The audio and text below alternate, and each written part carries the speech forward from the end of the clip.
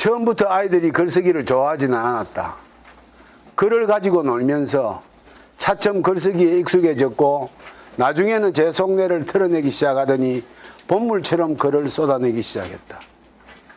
이게 저희 경험입니다.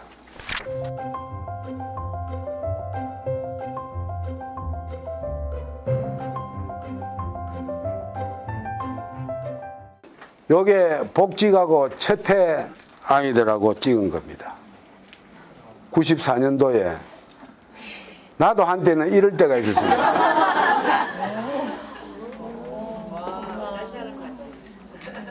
삶을 가꾸는 글쓰기 공부 이것 하나 온 힘 다하고 싶었다. 우리 반에 아까 내가 마음이 열린 교실, 서로 사랑으로 믿음으로 이래 만드는 교실이었는데 사랑과 믿음이 안 생기는 분들이 있습니다. 학기 초에 그 왜 특활반 뽑잖아요. 그거 선정하는데 어떤 놈은 7번을 바꿉니다. 그것도 하루에. 써놓으면 바꿔달라, 써놓으면 바꿔달라. 나중에 줄넘기 다이어트 반에서 서예반까지로 가요. 전혀 관계없는. 그거는 왜냐? 학교에서 그 아이들을 원하는 것을 안 열어주니까 그렇겠죠. 6번째 왔을 때 내가 성이 좀 나더라고. 그래도 참고 서예 한 번 더 오겠구나 싶더라고. 그래서 내가 서예반 그러면 해라. 좀 이따 또 왔어요. 이 할라 하는데 커피를 한 잔 탁 내가 들면 내 마음입니다. 야, 그 아이가 처음에 아이들 보고 글 쓰라 했을 때 글감을 줄 때 식구들이 제일 쓰기가 쉽거든요. 자기가 늘 보니까 형이나 동생이나 어머니나 누구든지 그거 쓰라고 했는데 지 혼자 엉뚱한 거를 써왔어. 그게 뭐냐면은 그 유명한 공화시험입니다. 공화시험, 공업화학시험 시험 종이를 받았다. 학번 마킹부터 한다. 앞이 캄캄하다. 내가 제일 먼저 찍고 엎드렸다. 생각했다. 기말 때 잘해야지. 중1 때부터 이 생각했다.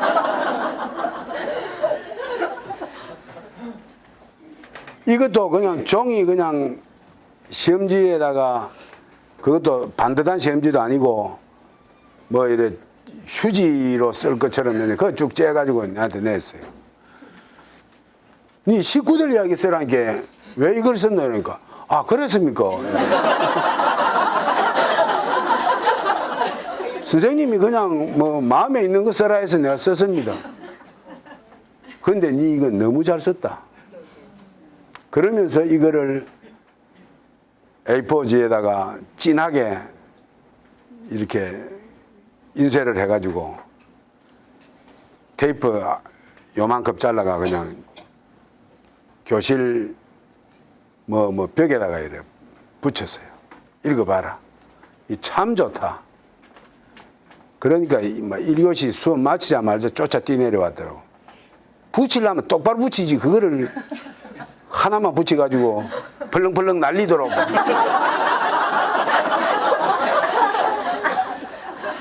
테이프를 빌려가가지고 유리창에다가 코팅을 했어요. 딱 붙여가. 왜? 지가 처음으로 쓴 지 작품에 대한 사랑이거든요.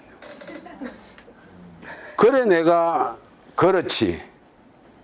그때 써냈던 아이들 시를 쭉 출력을 해가지고 교실 유리창에다 쫙 붙였어요. 아버지, 침대에 누워 잠이 들려 한다. 방에 아버지가 들어온다. 옆에 누웠다. 아들아 자냐? 예. 잠시 침묵이 흐른다. 태환아 아빠가 어렵나? 아니요. 기어 들어가는 내 목소리가 들린다. 아빠는 내 머리를 팔베개 한다. 술 냄새가 난다. 왜 이 시가 좋다고 제가 여기 여러분들 앞에 소개할 것 같습니까? 침대는 그렇죠. 그림이 그려지죠.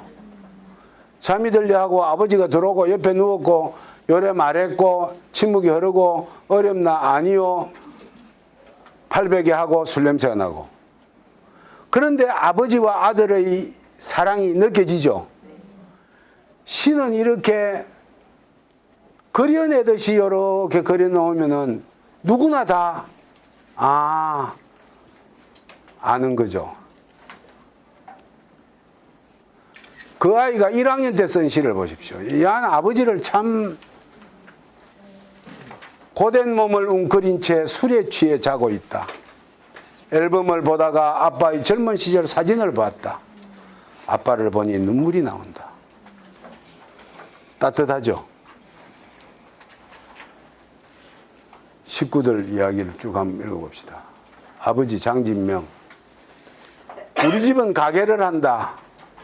요즘 불경기라 장사도 잘 안 되고, 하지만 아버지는 가게 좀 보시고 그냥 집에 있다.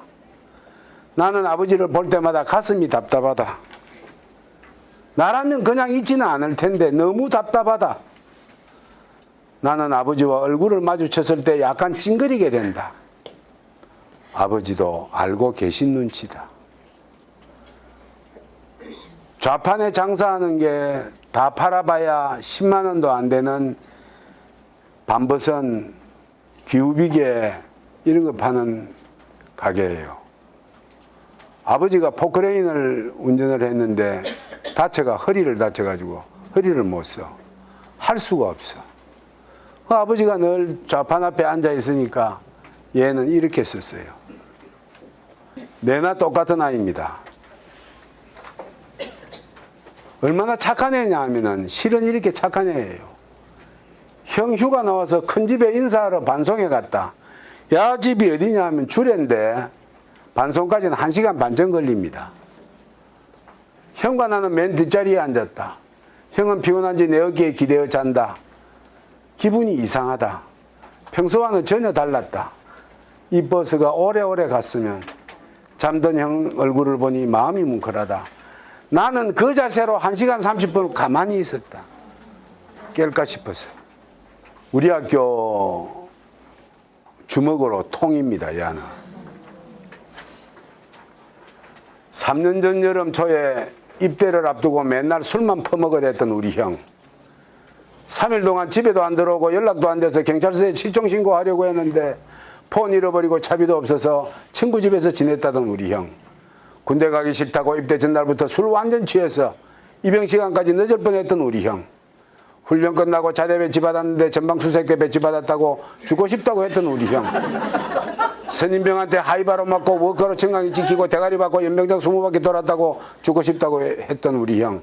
하도 맞다 열받아서 선임병 때려서 영창 가려다가 운 좋게 안 갔던 우리 형. 제대하고 나면 공부도 열심히 하고 술도 끊고 일도 해서 부모님 호강시키겠다던 우리 형. 제대하자마자 폰 사달라고 졸라댔던 우리 형. 폰 사주니까 옷 사달라고 졸라댔던 우리 형. 옷 사주니까 차 사달라고 졸라대다 엄마한테 졸라게 맞은 우리 형. 친구들은 사업도 하고 번듯한 직장도 있는데 집에 돈이 없어서 아무것도 못한다고 하루살이 인생을 살아가는 우리 형. 맨날 술 마시고 들어와 꿀물 타라, 라면 끓여라, 컴퓨터 켜라, 알바 끝내고 돌아와 곤이 자는 날 깨워 심부름 시키는 개념 없는 우리 형. 군대 갔다 와서 호강시켜준다는 게 이런 거였냐고 술 안 마시면 잔소리하는 우리 아버지. 그 소리 듣기 싫어 내 교복 주머니에 있는 1,000원짜리 몇 장 들고 나가 PC방 가는 우리 형. 다음날 버스 타려고 주머니 뒤졌는데 돈이 없어 난감했던 나. 이렇게 사고뭉치에다가 개념 없고 철이들 들었지만 형 친구들과 술자리에 갔다가 놀라운 말을 들었다. 형이 나를 참 좋아한다고, 자랑스러워한다고. 형이 표현을 못해서 그렇지 날 무지 아낀다고 형 친구들이 그랬다. 형을 싫어했던 내 모습이 부끄러워졌다. 집으로 돌아오는 길 술이 땡기는 형을 부축한다고 진땀 뺐다. 형 꿀물을 그날만큼은 내가 스스로 타다 줬다. 이제 나도 형한테 잘해야겠다고 생각했고 형 또한 변화될 거라고 생각했지만 술 깨고 나니 여전히 똑같은 우리 형. 하지만 난 그런 형이 싫지만 좋다. 거짓말이 있어요. 나는 제일 시가 되는 부분이 요겁니다. 변화될 거라고 생각했지만 여전히 똑같은 우리 형.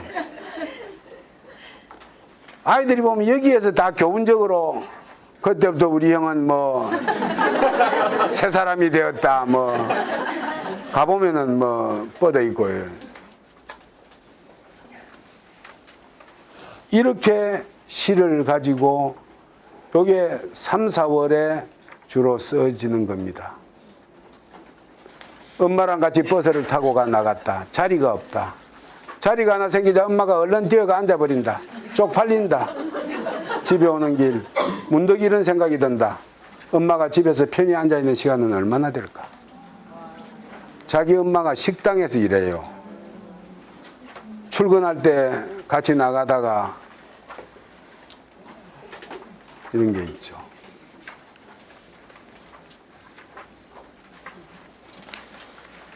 이제 글을 쓸 때 생각을 해가면서 쓸 때가 앉아 왔습니다. 그런데 제가 이래 썼습니다. 남이 보지 못한 것을 볼 줄 아는 이가 시인이다. 자세히 보는 눈은 글쓰기의 바탕이다. 이거는 제가 생각하는 겁니다.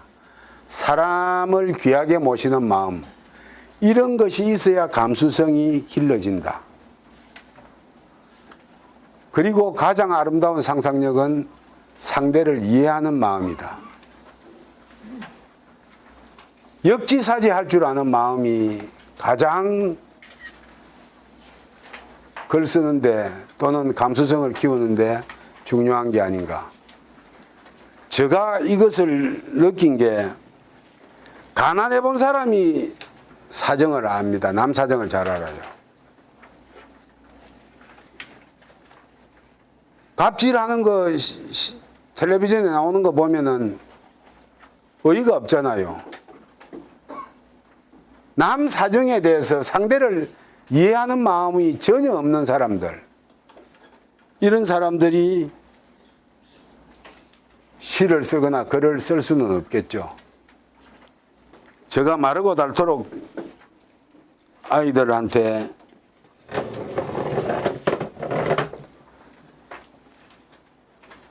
자랑하는 시가 이겁니다. 생선장수 아주머니입니다. 같이 한번 읽어봅시다. 집으로 가는 길. 다 같이 시작. 집으로 가는 길, 가지고 어둠 있었나. 늘 다니던 시장터역 작은 골목. 변함없이 골목 들머리 모퉁이에 잘 잡고 있는 생선장수 아주머니. 늦은 저녁이지 파리가 날아다니는 생선 대가리 옆에는 약분에 한가득 비빈 밥이 있다. 흰머리가 희끗희끗 보이는 까마머리에 키가 조그마한 아주머니가 주름투성이 투박한 손에 낡은 칼을 들고 생선 대가리를 쳐댄다. 한참을 바삐 손질한 생선 두 마리를 공주에 싸 손님에게 건네주고는 누군가가 생선 기름과 내장이 말라붙은 앞치마 주머니에 그려 넣는다. 그리고는 다시 양푼을 손에 들고 파리를 쳐내며 허벅지고 밥을 먹기 시작한다. 골목을 지나다니는 사람들을 유심히 바라보며. 왜 이 시가 이렇게 제가 소중하다고 생각을 하느냐. 남이 안 보는 것을 얘는 다 보았습니다. 제일 눈에 띄는 게 어떤 게 선생님들은 남이 안 보는 걸 봤다고 생각합니까? 생선 대가리를, 그렇죠. 생선 비늘과 내장이 말라붙은 앞치마 주머니를 봤죠. 밥을 먹는데도 파리를 쳐내며 밥을 먹고 있습니다.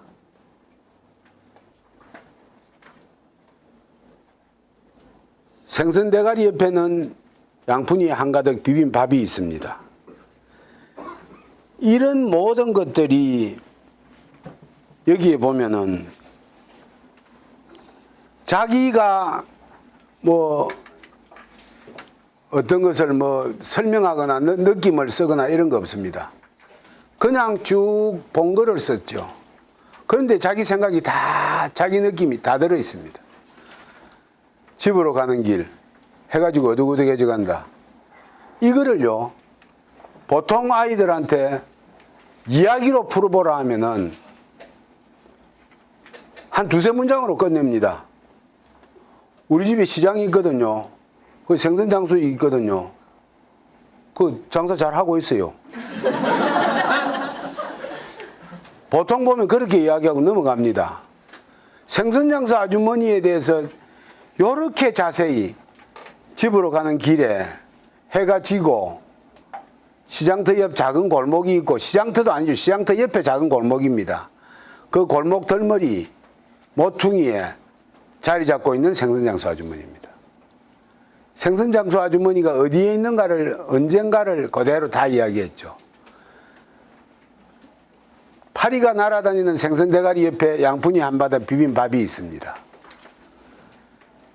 아주머니는 흰머리가 희끗희끗하고 파마머리고 키가 작고 주름투성이 투박한 손에 낡은 칼을 들고 있습니다. 밥이 손질해서 생선 2마리 싸서 건네주고 생선 비늘과 내장이 말라붙은 앞치마 주머니에 구겨 넣습니다. 그리고 파리를 쳐내며 남은 한두 마디로 하고 끝날 것을 이렇게 자세히 쓰는 것은 힘이 어디에 있느냐? 감수성입니다. 그 아주머니에 대한 깊은 사랑이기도 하죠. 그것을 잡아내는 겁니다. 얘는 약간 좀 특별한 애였죠. 비 맞는 옥수수.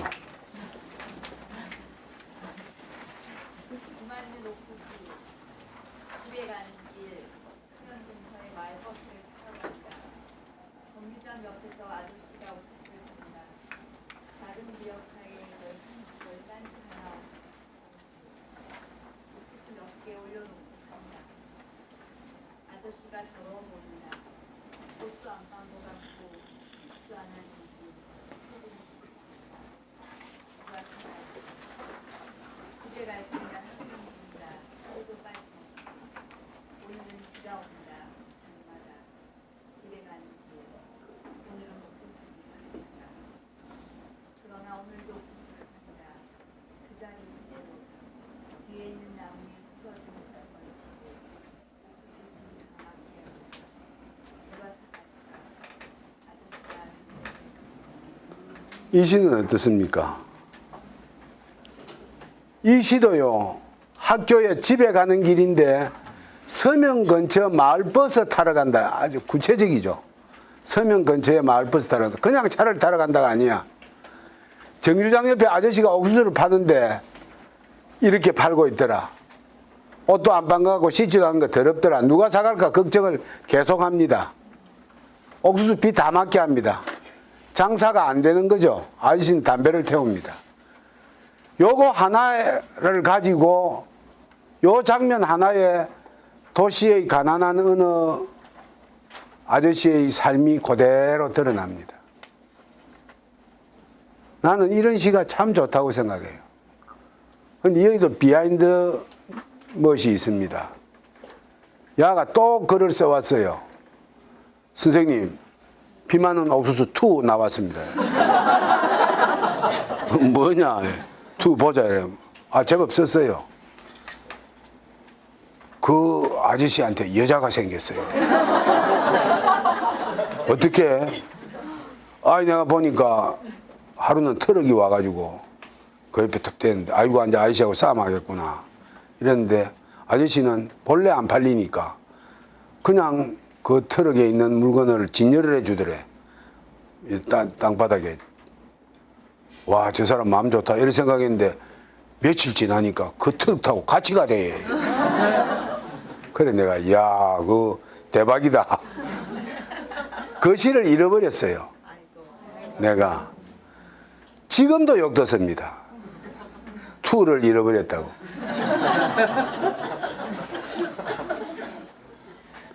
돗자리 파는 할머니.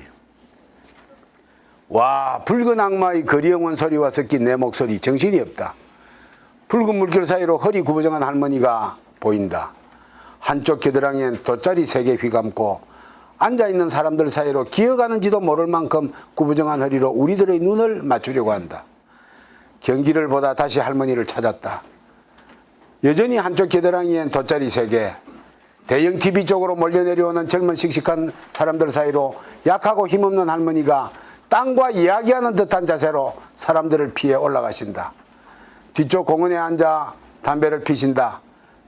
담배에 라이터 불을 붙이는 손 빼고는 할머니의 몸은 땅에 떨어진 아이스크림처럼 녹아드는 듯이 보인다. 할머니는 이곳이랑 어울리지 않는다. 나는 다른 거 다 놔놓고 할머니의 몸은 땅에 떨어진 아이스크림처럼 녹아드는 듯이 보인다. 조그마한 할머니가 검소한 삶은 사람의 생각을 깊게 만든다. 내가요, 여기에 성모여고 아이들 글은 없습니다. 우리 반도 글을 조금 쓰기는 했지만 그 당시에는 글을 그렇게 많이 쓸 수가 없었어요. 그런데 선생 노릇 53년 만에 경남공고에 가니까 아이들 글이 이렇게 쏟아집니다. 그건 뭐냐? 아이들하고 내하고 통했다는 거죠.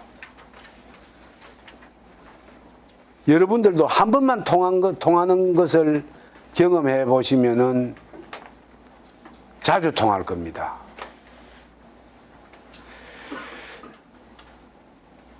나는 아이들 시를 읽으며 이 사실을 절실히 깨달았다 이랬는데 또 하나의 이야기를 해야 되겠습니다. 우리 반에 1등 하는 애가 있어요. 기계과 3학년에 1등 하는 애. 얘는 1등을 얼마나 우수하게 1등을 하냐면 2등하고 차이가 너무 많이 나. 경공 올 때부터 얘는 장학금을 받으려고 왔어요. 저그 집에 가보니까 저그 집이 반지한데 지방이라고 있대요. 그거 가보니까 벽에 창이 없어. 지하실이니까. 거기에 지 책상이 있는데 책상이 눅눅해요. 습기가 차가지고. 정말 어렵게 사는 애예요. 그런데 애들한테 늘 왕따를 당해. 공부를 너무 잘하니까. 장학금 다 챙겨가지. 상 받으면 지가 제일 먼저 받지. 못하는 게 없지. 이러니까 잘해요. 자아가 늘 걱정이었어요. 공부는 잘하는데 얘가 시를 하나 써냈는데 제목도 안 쓰고 시를 이렇게 써냈어요. 피곤한 몸을 이끌고 학교 마치고 집으로 간다. 정말 배고플 시간. 저녁 밥상이 차려지길 기다리며 TV를 보고 있다. 밥 먹자. TV를 끄고 밥상 앞으로 가 앉는다. 오늘도 어김없이 밥상 위에 4가지가 올라와 있다. 그리고 순식간에 상위를 썩 훑어보고 난 뒤 밥을 먹기 시작한다. 나보다 힘든 사람들도 많을 텐데 없을지도 모르는 사람들에게 사실은 없어. 동질감을 느끼며 나를 달랜다. 선생님, 이 4가지가 뭐겠어요? 다 같이 뭡니까? 밥, 김치, 수저, 그리고 물. 저는 제일 처음에요. 이거 읽을 때 밥, 김치, 수저 그리고 이제 뭔지를 물이에요, 물. 밥, 김치, 수저 그리고 물입니다. 와, 이거를 읽으면서 내가 막 마음이 아파서 물론 저희 집에도 삼겹살 구워 먹을 때도 있겠죠. 그런데 정말로 절박했거든요. 어머니 안 계시지, 아버지 병들었지. 누나 녹산공단에서 일해가지고 받아오는 것 갖고 겨우 먹고 사는 거예요. 나보다 더 힘든 사람들도 많을 텐데 이래 말해놓고도 없을지도 모르겠다는 생각이 듭니다. 이 시를 아이들한테 읽어줬습니다. 이 시를 듣고 난 뒤에 아이들은 우리 대의한테 태도가 달라집니다. 대의 힘내라. 마음이 열려 있는 교실이죠. 믿음과 사랑이 있는 교실이죠. 그러니까 어떤 이야기가 나왔느냐 하면은 좀 길어도 이건 꼭 좀 봐주시면 좋겠습니다. 아이들한테 자기 집 이야기를, 가난 때문에 아팠던 이야기를 나와서 해보라 그랬습니다. 말로. 한번 읽어보겠습니다. 선생님, 줄이 딱 요것밖에 안 옵니다. 네. 예. 부자들은 죽었다 깨라도 못 느끼는. 내가 전에 친구들과 뷔페에 간다고 엄마하고 한바탕 싸웠단 말이야. 한 6학년 때인가 중1인가 그랬어. 엄마 빨리 5,000원 더. 4,000원밖에 없다. 그거라도 달라니 안 된다며 1,600원만 갖고 가래. 내가 막 소리를 지르며 그걸로 어떻게 가냐고 화를 내며 그냥 문을 콱 닫고 나갔어. 딱 나갔는데 엄마가 3,000원을 주며 자 빨리 가지고 학교 가 이러대. 나는 또 3,000원을 가지고 우째 가라고 이라며 받아가지고 학교에 갔어. 학교 가니 아이들이 5,000원 가지고 있제 이라대. 3,000원 뿐이다 하니 친구들이 2,000원을 빌려주며 가자고 해. 학교 마치고 뷔페로 갔지. 아이들과 기분 좋게 먹고 나왔지. 이제 집으로 향하려고 나서는데 앞에 많이 봤던 사람이 걸어가고 있어. 우리 엄마네. 난 반가워서 뛰어가서 엄마를 불렀어. 뒤에서 보니까 다리가 아파서 두드리며 가더니 나를 보더니 다시 팽팽해. 우리 엄마는 억수로 작아서 용을 하단 말이야. 그리고 몸도 약해서 많이 못 걷거든. 내가 엄마 왜 걸어다니노? 명장도 그 입구에서 우리 집까지는 억수로 멀단 말이야. 엄마가 알 거 없다 하고 그냥 가. 걷다가 갑자기 3,000원 생각이 나대. 이때부터 울먹이기 시작. 엄마는 차비까지 나한테 다 줬던 거야. 거기다 누나한테 물어보니 월급 날짜가 이틀 후였어. 난 그때 방 안에 멍하니 있었어. 50분을 걸어오며 거기다 키도 작고 말랐는데 점심은 먹었을까? 이런 생각이 계속 들어.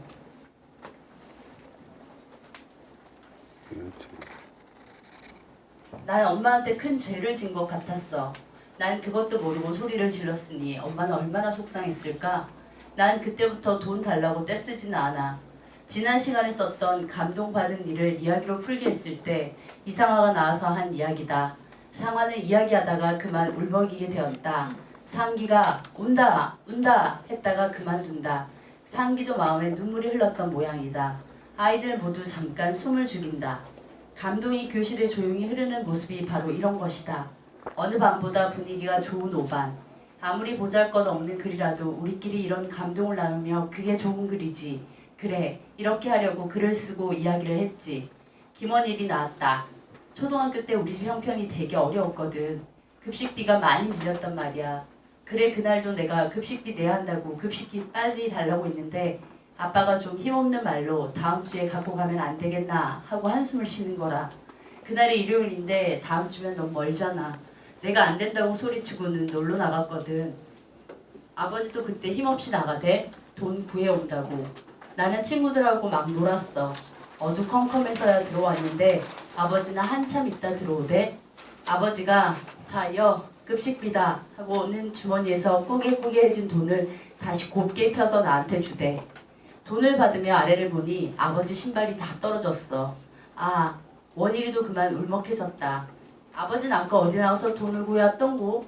아까 놀 때 봤거든. 억수로 험한 일을 하고 있대. 무슨 일?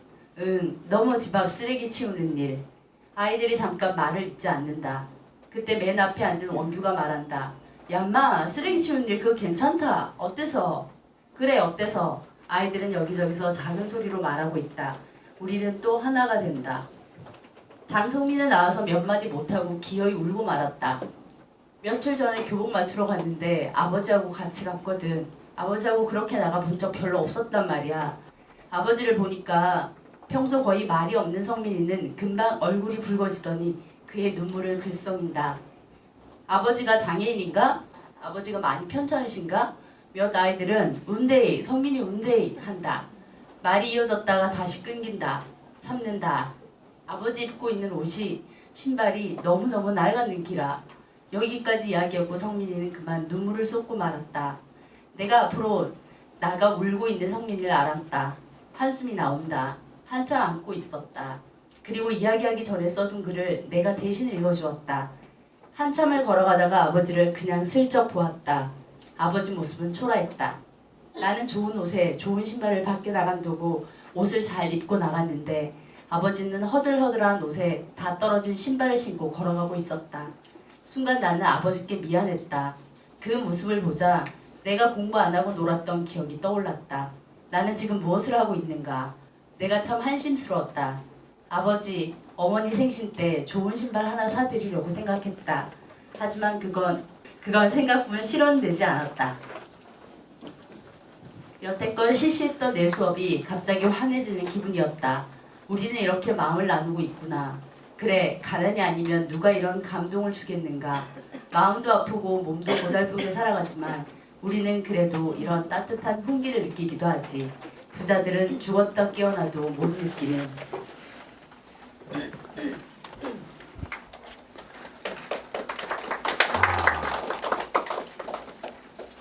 저는 이 아이들한테서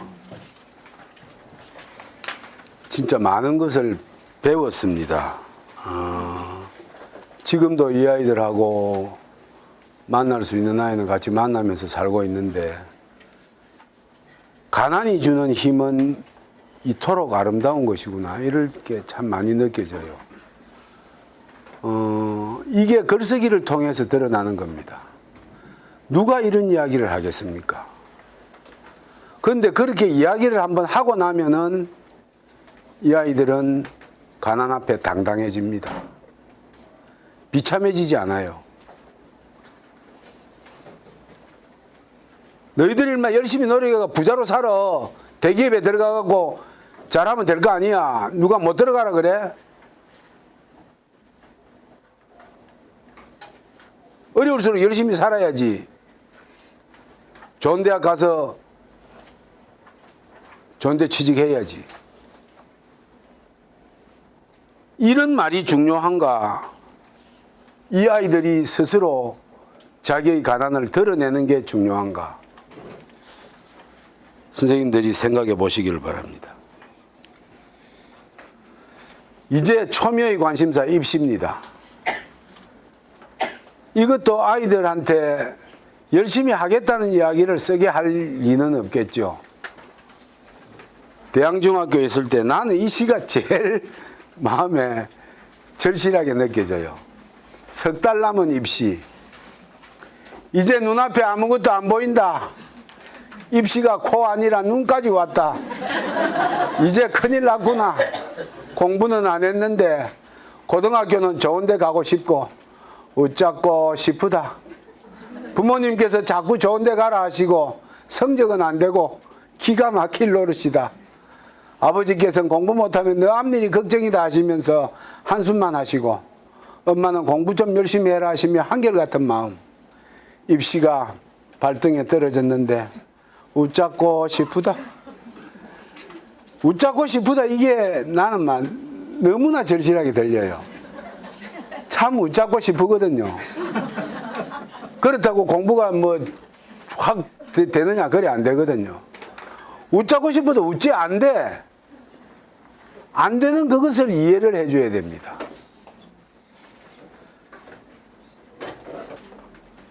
왜 선생님 말에 귀를 기울이지 않을까? 내 평생 이런 일이 없었는데 왜 애들이 말을 안 들을까? 수업 시간에 어떻게 밥을 먹을 수가 있어? 그게 이해가 안 되는 거야. 그런 면에서 저는 굉장한 강점을 가지고 있습니다. 아무리 놀았다 해도 내보다는 덜하거든. 교실에서 있었던 일들을 글로 씁니다. 이거 참 잘 썼어요. 성훈이 방학 끝 누군가 내 앞을 지나간다. 우리 반 아이다. 이름을 까먹었다. 묵묵히 3일을 기다렸다. 성훈이 신지가 그 애를 불렀다. 아, 성훈이를 찾았다. 아, 성훈이를 찾았다. 이게 빛나는 말 아닙니까, 이거? 이거는 좀 너무해. 개. 친구가 개를 쌌다길래 친구 집에 놀러 갔다. 암컷이었다. 암컷이 더 비싸다, 아이가. 왜 수컷 사지 그랬노? 개라도 여자랑 있고 싶었다. 친구도 울고 나도 울고 개도 울고.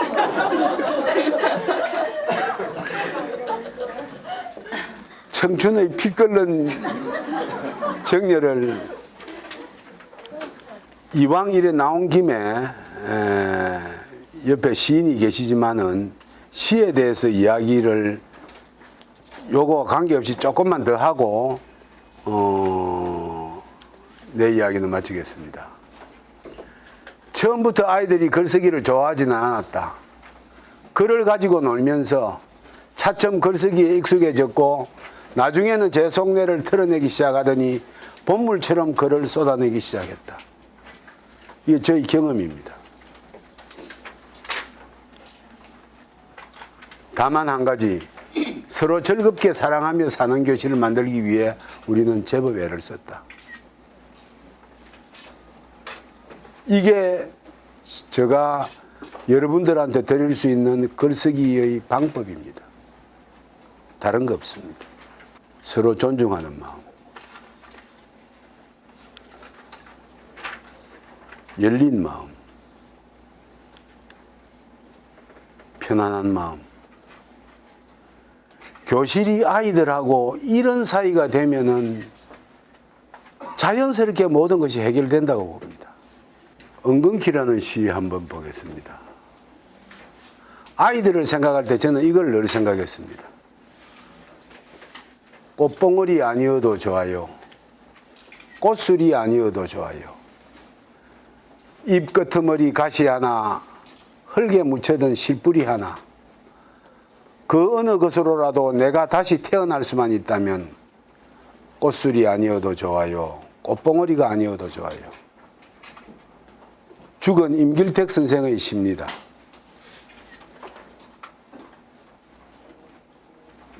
우리는 아이들을 꽃봉오리로 키워야 되고 꽃술로 키워야 되는 게 아니라는 것입니다.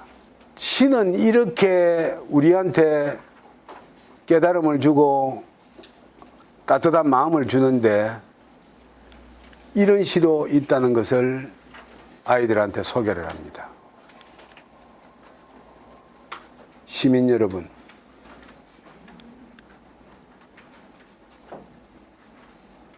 지금 경군이 쳐들어오고 있습니다. 사랑하는 우리 형제, 우리 자매들이 경군의 총칼에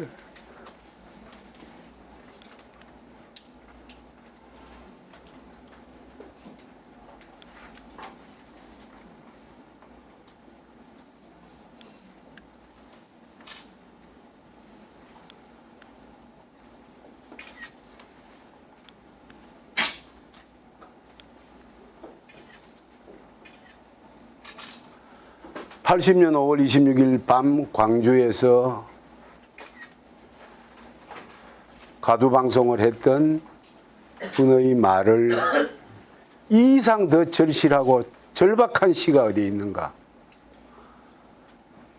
이런 생각을 합니다. 자, 이제 마지막으로 선생님들께 이 시를 읽어드리겠습니다.